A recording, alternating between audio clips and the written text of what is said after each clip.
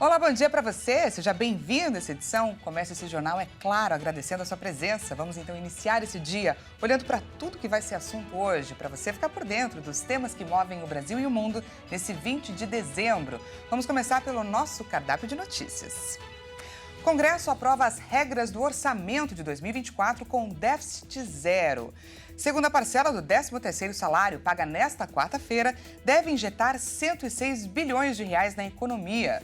Líder do Hamas, Ismail Haniyeh, viaja ao Egito para discutir um cessar-fogo na faixa de Gaza. E ainda, Blue Origin de Jeff Bezos faz primeiro lançamento espacial desde o acidente de 2022. A gente te conta tudo isso e muito mais a partir de agora. Vamos abrir o jornal de hoje daquele jeitinho, dando uma espiada no clima de alguma cidade por esse Brasilzão. Vamos começar te transportando para Goiânia, capital de Goiás. Agora faz por lá 23 graus, que é a mínima prevista para essa quarta-feira. Ao longo do dia, é esperado que os termômetros cheguem aos 35 graus. Tem, gente, previsão de chuva rápida, que pode surgir a qualquer momento, tanto na parte da tarde quanto à noite. A imagem que você acompanha é de uma câmera localizada no famoso ponto turístico de Goiânia, conhecido como Morro do Além, o segundo ponto mais alto da cidade. A sensação que a gente tem vendo essa imagem é que é possível ver além do horizonte, não é? Imagina só um amanhecer ou um pôr do sol desse ângulo. Maravilhoso. Você já conhecia esse ponto turístico? Depois escreve aqui pra gente, aqui nas redes sociais, contando. E vamos agora de destaque. O Congresso Nacional aprovou o texto que estabelece regras para o orçamento de 2024, com fundo eleitoral em quase 5 bilhões de reais. Os parlamentares analisam agora os destaques, que são aquelas sugestões de alteração no texto. A LDO, Lei de Diretrizes Orçamentárias, forma as bases gerais para o orçamento de 2024, que ainda será votado no Congresso. É no orçamento que os gastos e as metas ficam mais detalhados. O relator, deputado Danilo Forte, incluiu no texto um calendário para liberação de emendas impositivas, que prevêem o pagamento obrigatório e são de dois tipos: as individuais, dirigidas a cada senador e deputado, e as de bancada, que são destinadas às bancadas estaduais para que parlamentares promovam obras ou projetos em suas bases eleitorais. O total de emendas individuais e de bancadas será de 37 bilhões e meio de reais. Além de estabelecer uma série de prazos para indicação por parte dos parlamentares e de análise pelos ministérios responsáveis, a LDO prevê que o empenho dos recursos deve ser feito 30 dias após a divulgação das propostas. Todo o pagamento deve ser feito ainda no primeiro semestre de 2024, no caso de transferências fundo a fundo, ou seja, da União aos entes federados para as áreas de saúde e assistência social. A meta fiscal de zerar o déficit primário em 2024 foi mantida, mas o texto aprovado permite um déficit de até 0,25% do Produto Interno Bruto no próximo ano. O patamar está dentro do intervalo de tolerância definido pelo Executivo.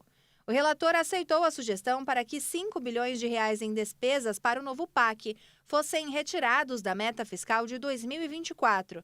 Os recursos sairiam dessas estatais federais não dependentes, que poderiam investir o valor no novo PAC sem comprometer o cumprimento da meta. No texto, o relator chegou a destinar pelo menos 30% dos recursos do programa Minha Casa Minha Vida para cidades com menos de 50 mil habitantes. Na Comissão Mista de Orçamento, houve acordo para que o governo destine o percentual inicialmente para os municípios menores. Se essas prefeituras não apresentarem projetos, os valores serão repassados para cidades maiores. A medida deve beneficiar áreas carentes. Bom, e as propostas que compõem o orçamento precisam ser analisadas pelo Congresso até o final do ano. O prazo final é essa sexta-feira, dia 22, que é o último dia antes do recesso parlamentar. Os congressistas ainda precisam votar a Lei Orçamentária Anual de 2024. Inadimplentes passaram a consumir mais depois do Desenrola Brasil.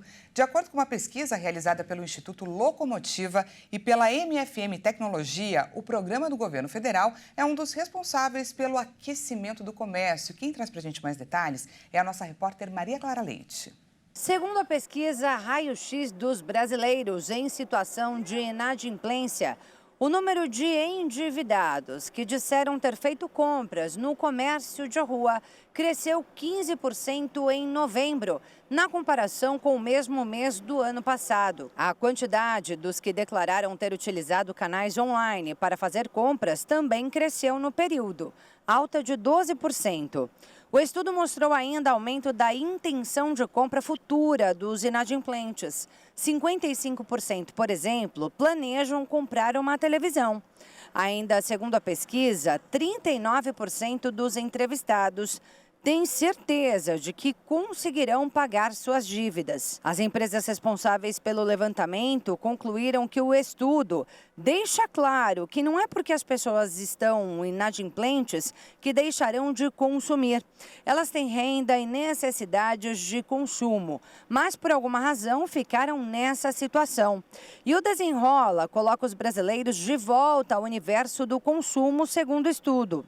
O dado mostra a importância que essas pessoas têm para a retomada do crescimento da economia, já que possuem um potencial gigantesco para fazer crescer o mercado consumidor. Bem, a pesquisa também concluiu que, além do Desenrola, outros fatores que contribuíram para o aumento do consumo dos inadimplentes foram redução dos juros, controle da inflação de itens básicos e aumento do salário e da renda média dos brasileiros.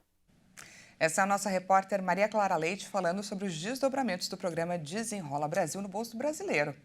E agora a gente fala sobre a segunda parcela do 13º salário que tem que ser paga até essa quarta-feira aos trabalhadores com carteira assinada. Ela deve ter um impacto aí de mais de 106 bilhões de reais na economia do país.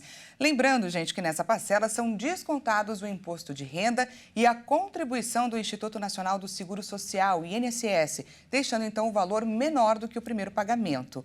Os funcionários que anteciparam o recebimento da primeira parcela do benefício por ocasião de férias, por exemplo, também devem receber o restante da gratificação neste mês.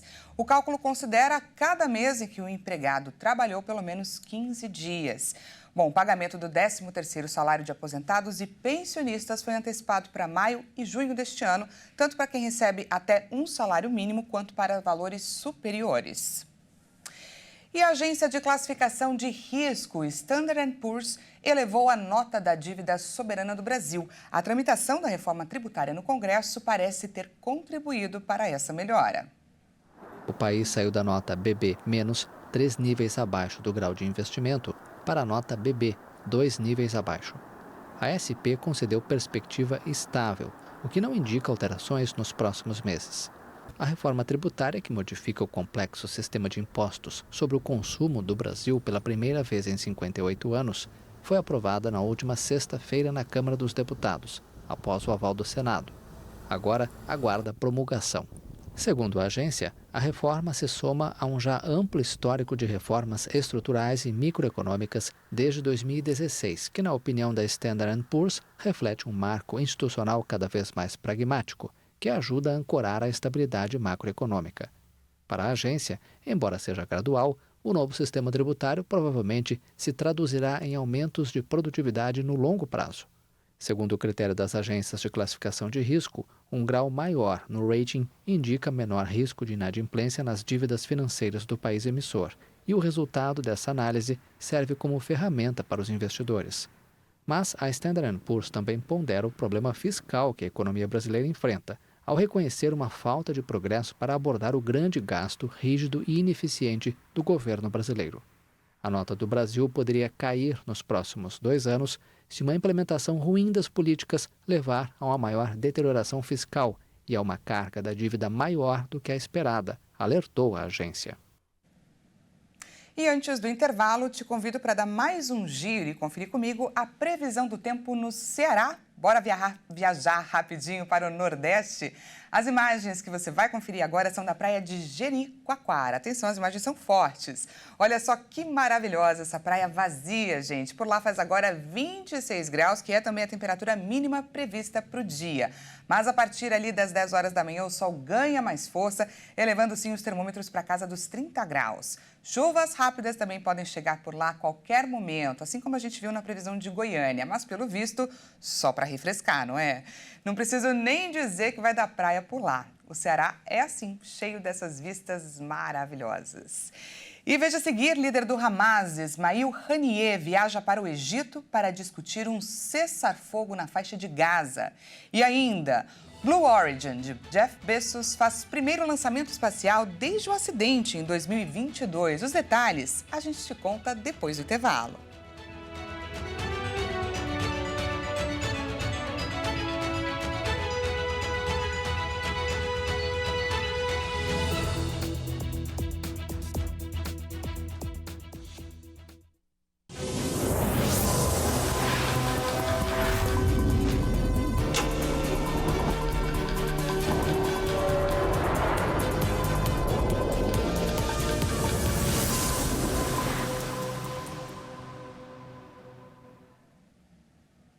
Seja bem-vindo mais uma vez, nós estamos de volta e ao vivo, 8 horas e 44 minutos pelo horário de Brasília. Voltamos com mais destaques dessa quarta-feira para você. Bom, e o que era para ser uma festa de formatura virou caso de polícia. Pois é, alunos foram parar na delegacia após uma aluna dizer que perdeu R$19 mil referente ao pagamento do evento. Os alunos do Colégio Estadual Jornalista Tim Lopes, no Complexo do Alemão, na zona norte do Rio de Janeiro, estavam com a formatura agendada. Mas o caso foi parar na polícia na noite da última segunda-feira. A organização do evento foi feita pelos próprios alunos do terceiro ano do ensino médio. Ao todo, foram arrecadados R$21 mil. E, segundo eles, uma colega se responsabilizaria pelos preparativos da festa. Mas a jovem de 19 anos de idade disse que perdeu a quantia de R$19 mil, referente ao espaço da formatura. Desde o começo do segundo semestre deste ano, a turma estava fazendo depósitos e transferências para a conta da estudante, logo depois que a jovem anunciou uma proposta de um evento em um salão conhecido e confortável para receber os convidados. A aluna responsável pelos pagamentos contou que há alguns meses retirou cerca de R$1.800 para dar entrada na casa de festa e que no dia 30 de novembro colocou os R$19 mil na bolsa e foi para a escola. No caminho, passou em algumas lojas de Duque de Caxias, na Baixada Fluminense, e só se deu conta que tinha perdido o dinheiro quando chegou em casa.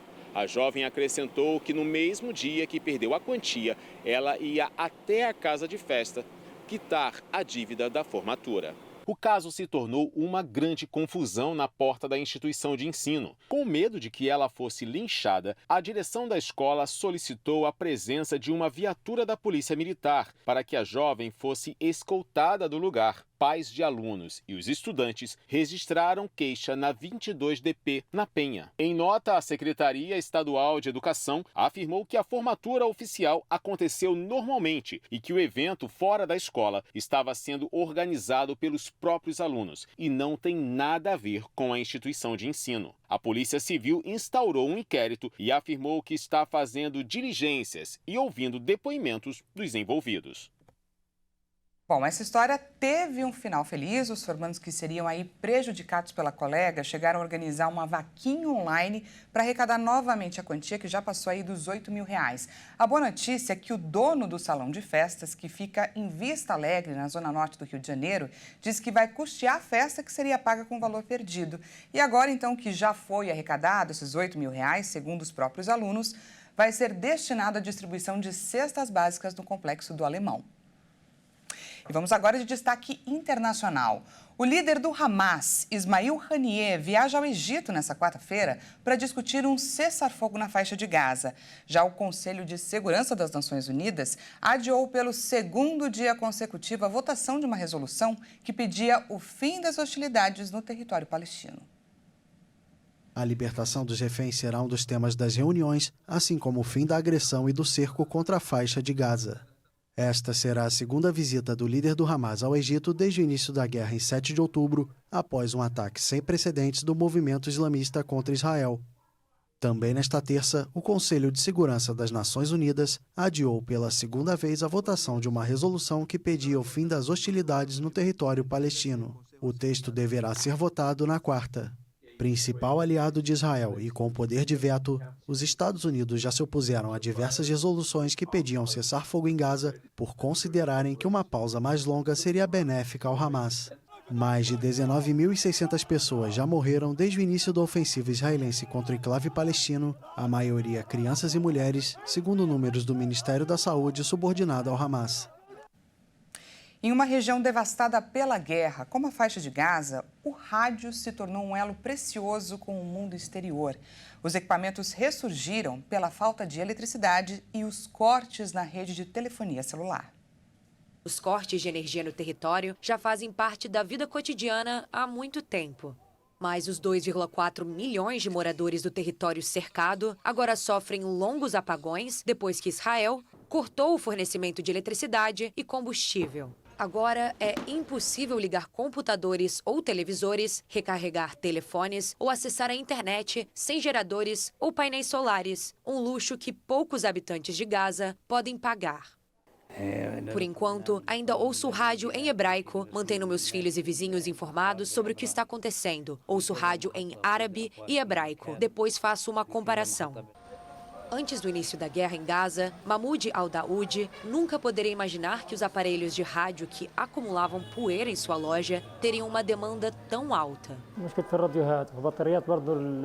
Temos um problema com rádios e baterias, mas especialmente com rádios, porque não há mais nenhum. Tínhamos o depósito cheio, mas ele está completamente vazio desde a primeira semana da guerra. Até mesmo os rádios que vendemos com defeito e que voltaram estão sendo colocados novamente à venda. A alternativa passou a ser o telefone e agora temos uma escassez de telefones. Quando os rádios acabaram, as pessoas começaram a comprar celulares velhos para escutar a rádio.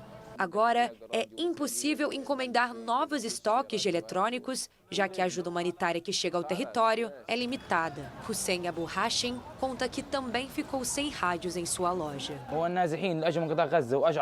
Todos os deslocados de Gaza e Rafah querem ser informados sobre os ataques. A maioria deles usa o rádio. Não há mais rádios em Rafah. Os depósitos de Gaza que costumavam armazená-los foram bombardeados. Todas as passagens de mercadorias estão fechadas. Um rádio que custava 20 shekels agora vale 80. O valor de um rádio pequeno chega a custar o equivalente a R$107. Estações como a BBC Arabic e Al Jazeera lançaram canais especiais para ajudar a manter as pessoas deslocadas atualizadas com as notícias. De acordo com a ONU, 1,9 milhão de palestinos foram deslocados desde o início da guerra, cerca de 85% da população.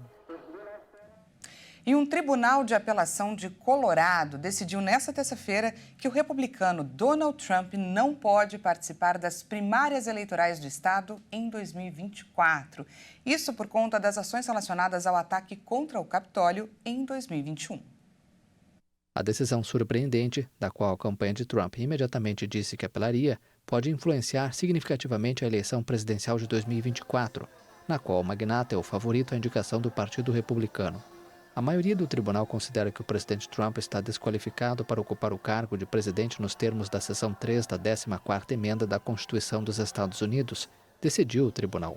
A corte acrescentou que, como ele foi desqualificado, seria um ato ilícito, segundo o Código Eleitoral, o secretário de Estado do Colorado incluir seu nome como candidato nas primárias presidenciais. As acusações contra Trump por supostamente liderar uma conspiração criminosa para fraudar a eleição de 2020, uma em nível federal e outra na Geórgia, abriram um debate jurídico frenético sobre a elegibilidade do magnata para futuros cargos. O processo no Colorado é uma das várias ações judiciais da 14ª emenda contra Trump em andamento em todo o país. O Tribunal Superior de Minnesota rejeitou um movimento semelhante no mês passado. Um porta-voz de Donald Trump denunciou a decisão e a qualificou de antidemocrática. Stephen Chung afirmou em um comunicado que a Suprema Corte do Colorado emitiu uma decisão completamente equivocada e destacou que será apresentada rapidamente uma apelação à Suprema Corte dos Estados Unidos. E por falar nas eleições americanas, o presidente ucraniano Volodymyr Zelensky reconheceu nesta terça-feira que ninguém sabe quando vai terminar a guerra na Ucrânia, mas ele advertiu para o forte impacto que teria no conflito uma eventual vitória de Donald Trump nas eleições presidenciais dos Estados Unidos. O presidente ucraniano Volodymyr Zelensky concedeu uma entrevista coletiva de fim de ano nesta terça-feira. Zelensky admitiu que ninguém sabe quando a guerra da Ucrânia vai acabar. A guerra terminará em 2024? Acho que ninguém sabe a resposta, mesmo aquelas pessoas respeitadas, os nossos comandantes ou parceiros ocidentais, quando dizem que a guerra durará muitos anos. Não sabem. O líder ucraniano também propôs mobilizar 450 mil ou 500 mil soldados diante da falta de tropas do exército no fronte. Zelensky falou ainda sobre as eleições americanas, previstas para 2024. Ele reconheceu que o republicano Donald Trump tem uma personalidade diferente da do democrata Joe Biden e que isso terá como reflexo uma política diferente. Mas expressou esperança de que Washington não faça mudanças em seu apoio militar e econômico à Ucrânia. Muitos analistas consideram que a eleição pode representar um ponto de inflexão no apoio do Ocidente à Ucrânia. Em diversas ocasiões, Trump, que pretende concorrer à eleição, manifestou suas reticências à ajuda que Washington fornece a Kiev. Zelensky realizou a coletiva depois de um ano marcado por poucos avanços do exército ucraniano em sua contraofensiva iniciada em junho, mas destacou o que considerou a grande vitória do exército ucraniano no Mar Negro, onde com seus ataques as tropas de Kiev obrigaram os navios russos a recuarem, e isso facilitou a criação de corredores marítimos para que a Ucrânia pudesse seguir exportando grãos. E a companhia espacial Blue Origin lançou nesta terça-feira o seu primeiro foguete New Shepard desde um acidente que aconteceu em setembro de 2022. A nave chegou a voar 107 quilômetros acima da Terra e aterrissou menos de 10 minutos após o lançamento. Vamos ver. A missão NS-24 não contou com tripulantes e foi limitada a experimentos científicos, mas seu sucesso é considerado fundamental para que a companhia retome o turismo espacial futuramente. Após ser lançado, o foguete ultrapassou o limite da atmosfera e chegou a voar a 107 quilômetros acima da Terra. A aterrissagem aconteceu em um deserto no sul dos Estados Unidos menos de 10 minutos depois do lançamento. 31 pessoas já voaram para o espaço a bordo de uma nave da Blue Origin, incluindo o próprio dono da empresa, Jeff Bezos. E antes de encerrar, vamos dar uma última passeada, dessa vez pelo norte do país. Vamos direto para Manaus acompanhar imagens do incrível Teatro Amazonas. Confere comigo, por lá agora faz 27 graus. A tendência é essa temperatura continuar subindo, atingir a máxima aí de 31 graus à tarde e depois voltar a esfriar novamente e a mínima chega a 25 graus. Por lá, segue o padrão dos outros locais que a gente visitou hoje. Chuvas rápidas durante o dia e também à noite. Conta pra mim agora, esse teatro não é incrível? Não achou bonita essas imagens? Te digo que por dentro ele é melhor ainda se você for aí passear por Manaus nessas férias. Não deixe de prestigiar esse patrimônio aí da cultura brasileira. Essa edição fica por aqui. Muito obrigada pela sua companhia. Às 10 horas, Juliana Darivas chega com mais informações para você. Eu volto à 1 da tarde com um balanço das notícias da manhã dessa quarta-feira. Até já.